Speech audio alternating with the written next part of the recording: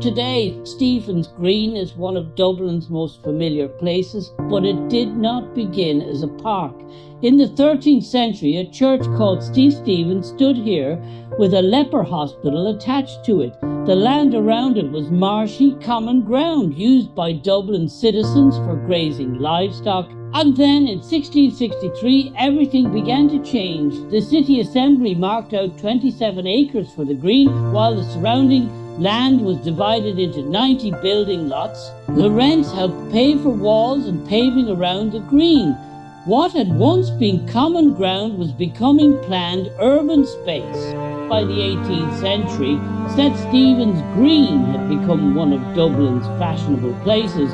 The opening of Grafton Street in 1708 and Dawson Street in 1723 helped transform the surrounding area. Desirable houses appeared around the green, while walks such as the Bow Walk became places for fashionable society to promenade. It was a place to walk, meet and be seen. Other walks crossed the green, including the French Walk, Monk's Walk and Leeson's Walk. St. Stephen's Green was no longer simply open space. It had become part of Dublin's social stage, but its future was about to change. By the 19th century, the green had fallen into poor condition. In 1814, control passed to commissioners representing local householders. They replaced the damaged wall with railings, planted trees and shrubs, and created new walks. But there was a catch. The park became private. Access was restricted to people who rented keys from the commission. A space once used by ordinary Dubliners had become a private privilege. The public resented it. Then one man decided to give the green back. His name was Sir Arthur Guinness, later Lord Ardilaun. In 1877, he offered to buy the green and return it to the public. He paid the park's debts and helped place its management under the Commissioners of Public Works.